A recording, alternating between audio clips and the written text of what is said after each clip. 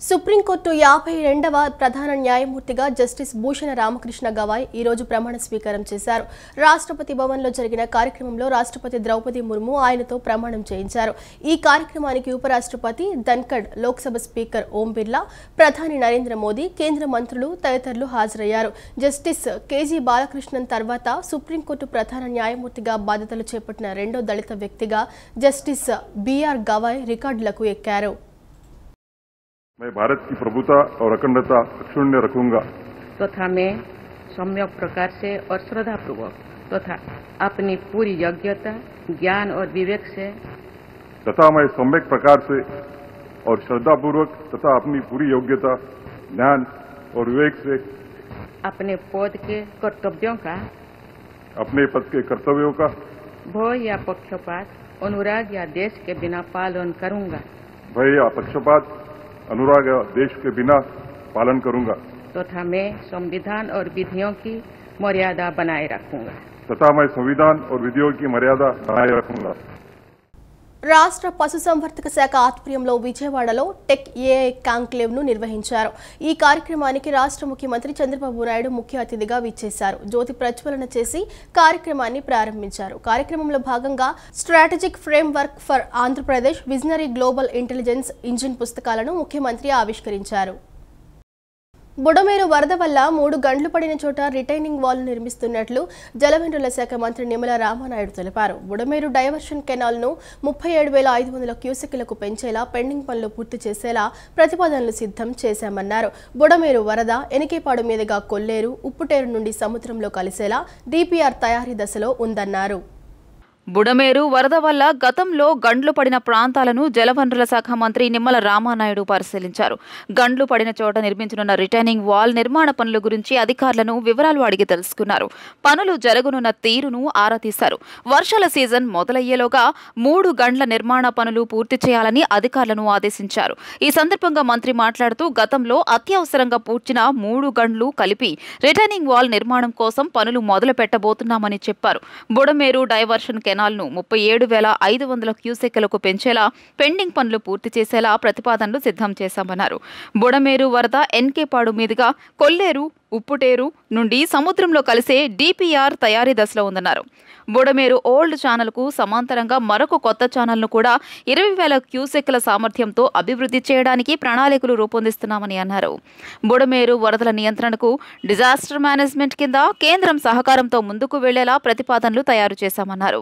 Municipal, revenue, disaster management శాఖలు సమన్వయం చేసి ప్రతిపాదనలను ముఖ్యమంత్రి ముందు ఉంచుతామన్నారు.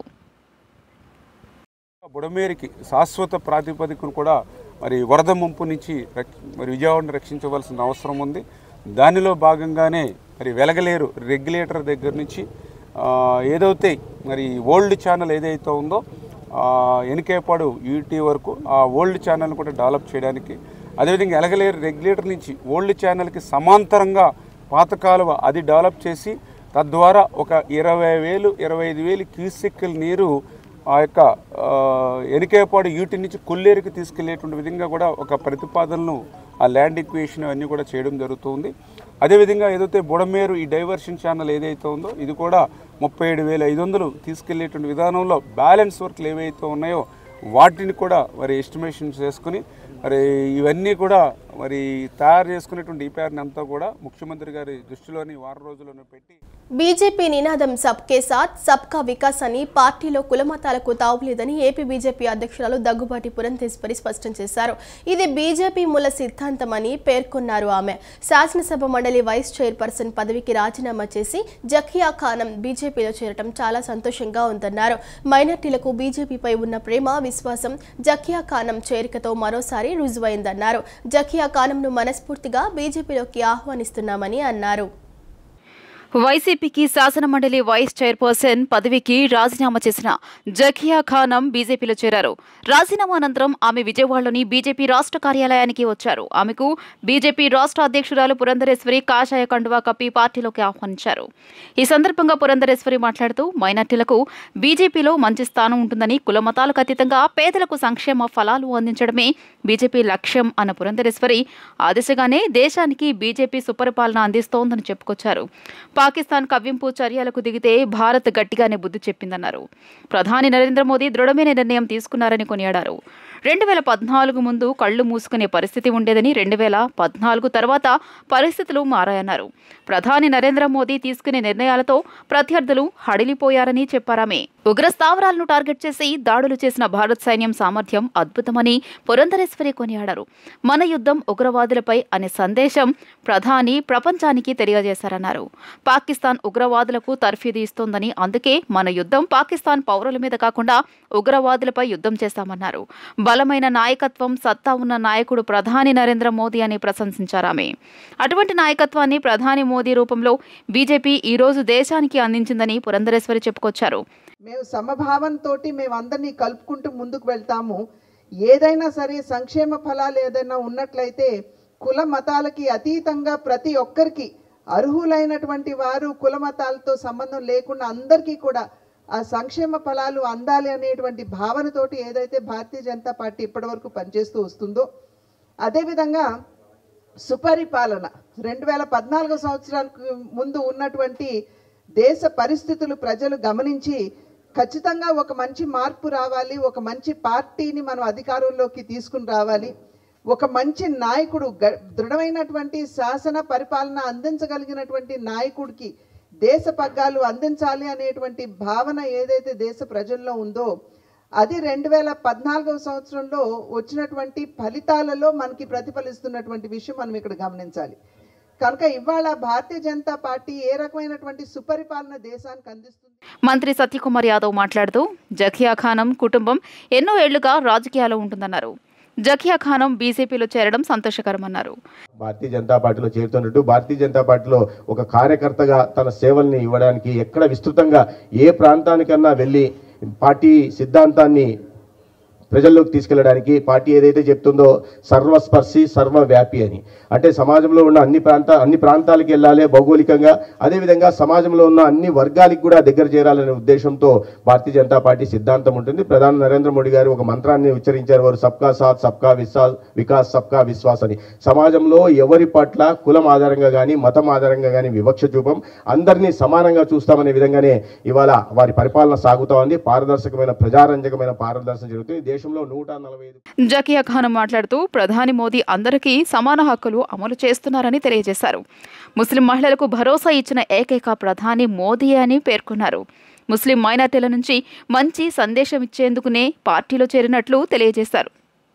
ప్రత్యేకంగా ముస్లిం మైనార్టీల విషయంలో వస్తే, మహిళల విషయానికి వస్తే త్రిపుల్ తలాక్ కానీ తర్వాత అనేక విషయాలపైన వక్ఫ్ బిల్లులో కూడా చాలామంది పెద్దలు ఆ వక్ఫ్ సంబంధించిన సంపదను వాళ్లకు మాత్రమే సొంతం చేసుకునేవారు. కానీ అలా కాకుండా పేద వర్గాల్లో కూడా ఆ సంపదలో భాగస్వాములు కావాలా అని ఒక మంచి కోరిక పైన ప్రధాని మోదీ గారు కూడా మంచి నిర్ణయం తీసుకున్నారు. రాష్ట్రంలోని ప్రముఖ ఆలయాల్లో నిత్య అన్నప్రసాదం అందించేందుకు ఏర్పాట్లు చేస్తున్నామని, ప్రస్తుతం 7 ప్రధాన ఆలయాల్లో అన్నదానం చేస్తుండగా మరో 16 ఆలయాల్లో ప్రారంభిస్తున్నామని రాష్ట్ర దేవాదాయ శాఖ మంత్రి ఆనం రామనారాయణ రెడ్డి తెలిపారు. ఇందుకోసం రోజువారీ మెనూను సిద్ధం చేశామన్నారు.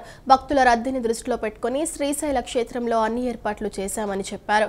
శ్రీశైల దేవస్థానం, అటవీ శాఖ మధ్య ఉన్న భూ సమస్యలను పరిష్కరించేలా ముఖ్యమంత్రి ఆధ్వర్యంలో త్వరలో సమావేశం జరుగుతుందని చెప్పారు.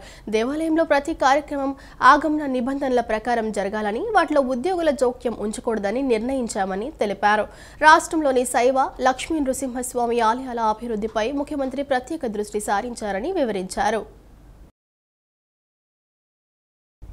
అర్హులైన రైతులందరికీ రాష్ట్ర ప్రభుత్వం ప్రవేశపెడుతున్న అన్నదాత సుఖీభవ పథకాన్ని అందజేస్తామని ప్రభుత్వ విప్ గన్నవరం ఎమ్మెల్యే యార్లగడ్డ వెంకట్రావు హామీ ఇచ్చారు. అన్నదాత సుఖీభవ పథకం అర్హులైన రైతులందరికీ అందించేలా అధికారులు జాబితాలు సిద్ధం చేయాలని ఆదేశించారు. గన్నవరం నియోజకవర్గంలో అర్హులైన ఏ ఒక్క రైతుకు అన్యాయం జరిగినా సహించేది లేదని హెచ్చరించారు. గన్నవరం ఎండీఓ కార్యాలయంలో వ్యవసాయ, విద్యుత్ శాఖ, డ్రైనేజీ డిపార్ట్మెంట్ అధికారులతో ప్రభుత్వ విప్ గన్నవరం ఎమ్మెల్యే యార్లగడ్డ వెంకట్రావు సమీక్ష సమావేశం నిర్వహించారు. ఈ సందర్భంగా ఆయన మాట్లాడుతూ అన్నదాత సుఖీభవ పథకం అర్హులైన రైతులందరికీ అందించేలా అధికారులు జాబితాలు సిద్ధం చేయాలని ఆదేశించారు. గన్నవరం నియోజకవర్గంలో అర్హులైన ఏ ఒక్క రైతుకు అన్యాయం జరిగినా సహించేదే లేదని హెచ్చరించారు. రుతుపవనాలు ఇప్పటికే అండమాన్ నికోబార్ దీవులని తాకడంతో ఈ ఏడాది మన రాష్ట్రంలో ముందుగానే వర్షాలు కురిసే అవకాశం అవకాశం ఉందని, దీంతో ఖరీఫ్ సీజన్ ముందుగానే మొదలవుతోందన్నారు. ఖరీఫ్ సీజన్లో రైతులకు ఎరువులు, పురుగు మందులు, విత్తనాలు కొరత లేకుండా చూడాలని వ్యవసాయ అధికారులను ఆదేశించారు. ముందస్తుగా వర్షాలు కురిసే అవకాశం ఉండడంతో విద్యుత్ శాఖ, వ్యవసాయ శాఖ అధికారులు అప్రమత్తంగా ఉండి ప్రమాదాల నివారణ చర్యలను చేపట్టాలని, వంగిపోయిన స్తంభాలను, కిందకు వేలాడిన తీగలను సరిచేయాలని ఆదేశించారు. ఏడాది భారీ వర్షాలు కురిసే అవకాశం ఉందని వాతావరణ శాఖ హెచ్చరికలు జారీ చేస్తుండటంతో వరద ముంపు నివారించేందుకు గన్నవరం నియోజకవర్గంలోని అన్ని గ్రామాల్లో డ్రైనేజీ డిపార్ట్మెంట్ అధికారులు డ్రైనేజీలను శుభ్రం, మురుగునీటి పారుదలకు అడ్డంకులు తొలగించాలని ఆదేశించారు. ముందుగా గన్నవరం సామాజిక ఆరోగ్య కేంద్రంలో జరుగుతున్న అభివృద్ధి పనులను పరిశీలించిన యార్లగడ్డ అధికారులకు పలు సూచనలు ఇచ్చారు. ఈ కార్యక్రమంలో అధికారులు పాల్గొన్నారు.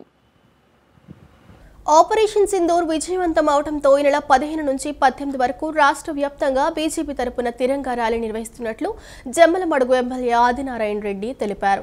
మన మహిళల సింధూరాన్ని చెరిపిన ఉగ్రవాదులను మన సైన్యం కోలుకోలేని దెబ్బ కొట్టిందన్నారు. కూటమి పాలనలో రాష్ట్ర ప్రభుత్వం స్వర్ణాంధ్రప్రదేశ్ దిశగా పయనిస్తోందని, కేంద్రం నుంచి మోదీ సహకారంతో అభివృద్ధి పరుగులు పెడుతోందని తెలిపారు. విజయవాడలోని బీజేపీ రాష్ట్ర కార్యాలయంలో జమ్మలమడుగు ఎమ్మెల్యే ఆదినారాయణ రెడ్డి మాట్లాడారు.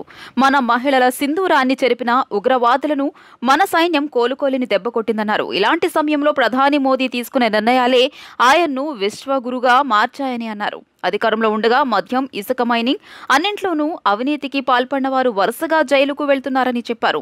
మద్యం కుంభకోణంలో మాజీ సీఎం జగన్ రెడ్డిని అరెస్టు చేసే రోజులు దగ్గరలోనే ఉన్నాయని పేర్కొన్నారు. ఢిల్లీలో కేజ్రీవాల్ పాల్పడిన మద్యం కుంభకోణం కంటే 10 రాష్ట్రంలో జగన్ హయాంలో చోటు చేసుకుందన్నారు. కూటమి పాలనలో రాష్ట్ర ప్రభుత్వం స్వర్ణాంధ్రప్రదేశ్ దిశగా పయనిస్తోందని, కేంద్రం నుంచి మోదీ సహకారంతో అభివృద్ధి పరుగులు పెడుతోందని ఎమ్మెల్యే ఆదినారాయణ రెడ్డి తెలియజేశారు. మా ప్రధానమంత్రి గారు కొత్త ఉన్నత నిర్ణయంతో దేశాన్ని సమగ్రత కాపాడుతూ మిలిటరీకి పూర్తి శక్తి ఇచ్చినాడు. ఫుల్ పవర్ ఎక్కడ లేదు. ఇది ఫుల్ పవర్ ఇవ్వడం చాలా దేశాలు ఇవ్వరు, ఎందుకంటే వాళ్ళు ఏమన్నా తిరుగుబాటు చేస్తే అని. కానీ ఇక్కడ నమ్మకంతో నేను ఉండాను, మీరు మనమంతా ఒకటేని వెన్ను తట్టి నిన్న కూడా ఫుల్ పవర్ ఇచ్చారు. ఒక్క తూట అంటూ పెళ్తే మన క్షిపణి బయటికి రావాలా, మన మీదికి వచ్చే కొట్టండి. ఆపరేషన్ సింధూరం కంటిన్యూషన్ ఇప్పుడు కూడా రన్నింగ్లో ఉన్నాడు. దాన్ని బేస్ చేసుకొని 15వ తేదీ నాడు ఇక్కడ తిరంగా, ఇక్కడ విజయవాడలో, ఆ తర్వాత జిల్లా కేంద్రాల్లో, ఆ తర్వాత మండల కేంద్రాల్లో, గ్రామాల్లో ప్రతి చోట ఈ విజయాన్ని మేము ర్యాలీ రూపంలో నిర్వహిస్తూ బీజేపీ పార్టీ తరఫున. ఇది ఫుల్ సక్సెస్, గ్రాండ్ సక్సెస్, ఎవరు లేని విధంగా ఇది నిరంతర ప్రక్రియ. వేసవి తీవ్రతకు అల్లాడుతున్న భారతావనికి చల్లటి కబురు. దేశానికి అత్యధికంగా వర్షపాతాన్నిచ్చే నైరుతి రుతుపవనాలు మరింత చురుగ్గా కదులుతున్నాయి. మంగళవారం మధ్యాహ్నం నాటికి అవి దక్షిణ అండమాన్ సముద్రం, నికోబార్ దీవులు, దక్షిణ బంగాళాఖాతంతో పాటు ఉత్తర అండమాన్ సముద్రంలోని కొన్ని భాగాలకు విస్తరించినట్లు భారత వాతావరణ విభాగం ఐఎండీ వెల్లడించింది. రుతుపవనాల ఆగమనం దృష్ట్యా గత 2 రోజులుగా నికోబార్ దీవుల్లో భారీ వర్షాలు కురుస్తున్నాయని పేర్కొంది. దేశానికి అత్యధికంగా వర్షపాతాన్నిచ్చే నైరుతి రుతుపవనాలు మరింత చురుగ్గా కదులుతున్నాయి. దక్షిణ బంగాళాఖాతం, నికోబార్ దీవులు, అండమాన్ సముద్రంపై పశ్చిమ దిశ నుంచి వీస్తున్న గాలుల బలం పెరిగింది.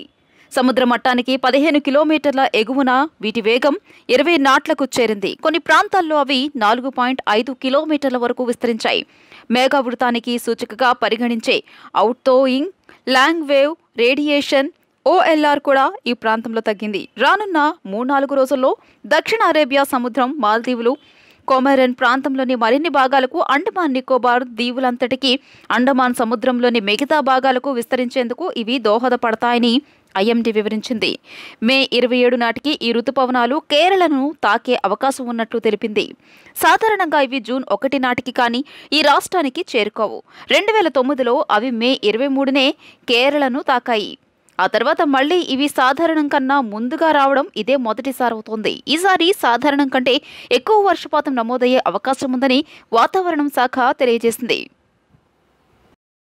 మే నెల 12న టీఏబీబీఏ సహకారంతో శ్రీ సత్యసాయి జిల్లా బాడీ బిల్డింగ్ అసోసియేషన్ వారు కదిరిలో నిర్వహించిన mister Andhra classic body building రాష్ట్ర స్థాయి పోటీలలో ఉమ్మడి కృష్ణా జిల్లాల బాడీ బిల్డింగ్ క్రీడాకారుడు 70 కేజీల విభాగంలో సిహెచ్ దుర్గాప్రసాద్ గోల్డ్ మెడల్ సాధించారు. 70+ కేజీల భాగంలో వి రాహుల్ కృష్ణ బెస్ట్ ఆఫ్ 6 సాధించి ఉమ్మడి కృష్ణా జిల్లాలకు మంచి పేరు తీసుకొచ్చిన సందర్భంగా సిహెచ్ దుర్గాప్రసాద్ని వి రాహుల్ కృష్ణని ఉమ్మడి కృష్ణా ఎన్టీఆర్ జిల్లాల బాడీ బిల్డింగ్ అసోసియేషన్ అధ్యక్షులు బి మనోహర్, ప్రధాన కార్యదర్శి Talluri Ashok, coach golden fitness CH Raju ఘనంగా అభినందించారు. జాతీయ స్థాయిలో మన రాష్ట్రానికి మంచి పేరు తీసుకురావాలని body building association chairman Gottipati Ramakrishna Prasad అభినందనలు తెలిపారు. గోల్డ్ మెడల్ సాధించిన దుర్గాప్రసాద్ ఆపరేషన్ సింధూర్ యుద్ధంలో వీరమరణం పొందిన మురళీ నాయక్ జోహార్లు అర్పిస్తూ భారత్ మాతాకి జై అంటూ నినాదాలు హోరెత్తించి మెడల్ అందుకుని దేశభక్తిని చాటారు. ఉపరితల ఆవర్తనం ద్రోణి ప్రభావంతో రాబోయే 3 రోజుల్లో రాష్ట్రంలోని పలు ప్రాంతాల్లో వర్షాలు కురుస్తాయని వాతావరణ విభాగం పేర్కొంది. ఉత్తర కోస్తా, రాయలసీమలోని పలు ప్రాంతాల్లో బుధ, గురువారాల్లో భారీ వర్షాలకు అవకాశం ఉందని తెలిపింది. బుధవారం మాలూరి సీతారామరాజు, పశ్చిమ గోదావరి, తూర్పు గోదావరి, వైఎస్ఆర్, శ్రీ సత్యసాయి, అన్నమయ్య జిల్లాల్లో పలుచోట్ల ఓ మోస్తరు నుంచి భారీ వర్షాలు, శ్రీకాకుళం, విజయనగరం, పార్వతీపురం మన్యం, డాక్టర్ బిఆర్ అంబేద్కర్ కోనసీమ, పల్నాడు, గుంటూరు, ఎన్టీఆర్ జిల్లాలో తేలికపాటి నుంచి ఓ మోస్తరు వానలు కురవచ్చని చెప్పింది. మరోవైపు బుధవారం గరిష్ట ఉష్ణోగ్రతలు 41 నుండి 43 డిగ్రీల మధ్యలో నమోదయ్యే అవకాశం ఉందని విపత్తుల నిర్వహణ సంస్థ ఎండీ కూర్మనాథ్ తెలిపారు. సింగిల్ సినిమా విజయోత్సవంలో భాగంగా విజయవాడ వచ్చిన చిత్ర బృందం నేడు ఇంద్రకీలాద్రిపై దుర్గమ్మను దర్శించుకుంది. సింగిల్ చిత్ర కథానాయకుడు శ్రీ విష్ణు, కథానాయక అమ్మవారిని దర్శించుకున్నారు. అనంతరం వేద మండపంలో వేద పండితులు వేదాశీర్వచనం చేశారు.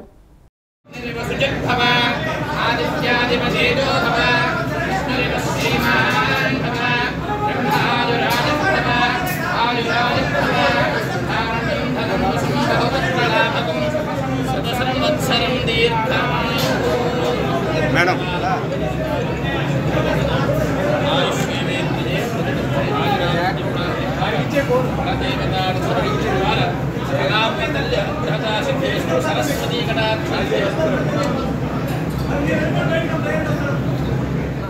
ఈ వార్తలు ఇంతటితో సమాప్తం. మరో బులెటిన్తో మళ్ళీ కలుసుకుందాం. అంతవరకు సెలవు. నమస్కారం.